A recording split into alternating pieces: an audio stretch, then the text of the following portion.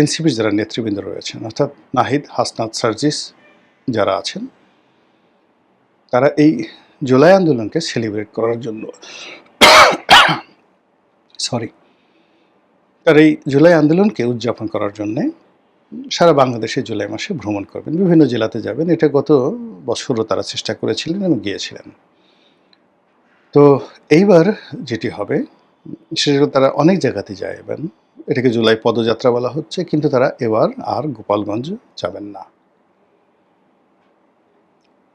খুব আলোচনা হচ্ছে, আওয়ামী লীগের লোকজন মুচকে মুচকে হাসছে, কি দাদা ভয় পেয়ে গেলে নাকি, বা আসো আসো আসো, বা আঞ্চলিক ভাষা আও আও আও, এবার আসো, তোমাদেরকে খই খাওয়াবো, মুড়ি খাওয়াবো, চিড়িয়া খাওয়াবো, বিন্দি দানের ভাত খাওয়াবো, ইত্যাদি ইত্যাদি নানা রকম কথাবার্তা। অনেকে বলার চেষ্টা করছেন যে গত বছর তো নৌবাহিনীর কমব্যাট গিয়েছিল, হেলিকপ্টার গিয়েছিল, ট্যাঙ্ক গিয়েছিল, সেনাবাহিনী গিয়েছিল। এই বছর সান্দু, হাহা, কোনো কিছুতে কাম হবে না, সাবমেরিন দিয়েও কাজ হবে না, এরকম কথাবার্তা বলার চেষ্টা করা হচ্ছে।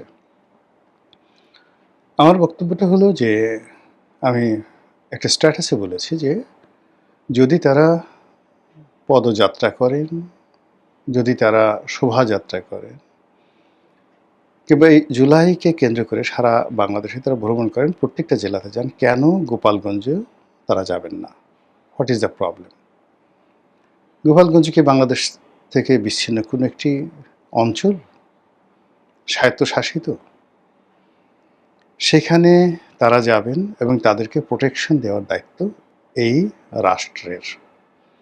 যখন রাষ্ট্র কারো রাজনৈতিক অধিকার নিশ্চিত করতে না পারে, এটি রাষ্ট্রের এক ধরনের মারাত্মক দুর্বলতা।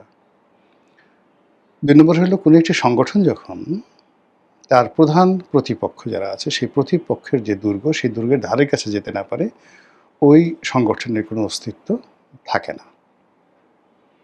কাজে এই যে গোপালগঞ্জে গত বছর যাওয়ার যে সিদ্ধান্তটা, ওটা ছিল রং।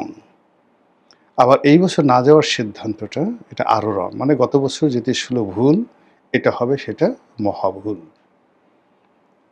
নাহিদ সার্জিসরা অনেক তরুণ, তারা যদি একটু চিন্তা করেন তাহলে বুঝতে পারবেন যে গত বছর সমস্যাগুলো কোথায় ছিল।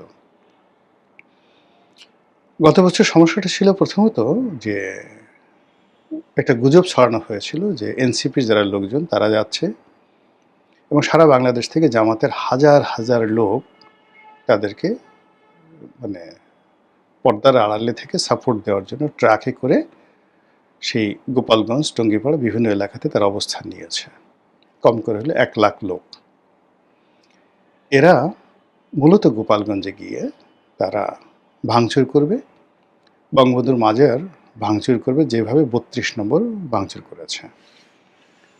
এর ফলে কি হলো, সকল যারা আওয়ামী লীগের যারা লোকজন আছে তাদের মধ্যে এটা একটা জীবন মরণ সমস্যা হয়ে গেল, যেই সমস্যাটি এবছরও নেই।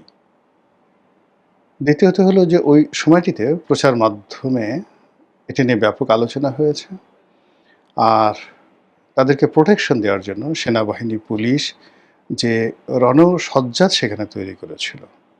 তো এরকম যখন খুব সিরিয়াস মোডে কোনো কিছু চলে যায়, তখন আসলে সেখানে অঘটন ঘটবেই, অঘটন ঘটবে।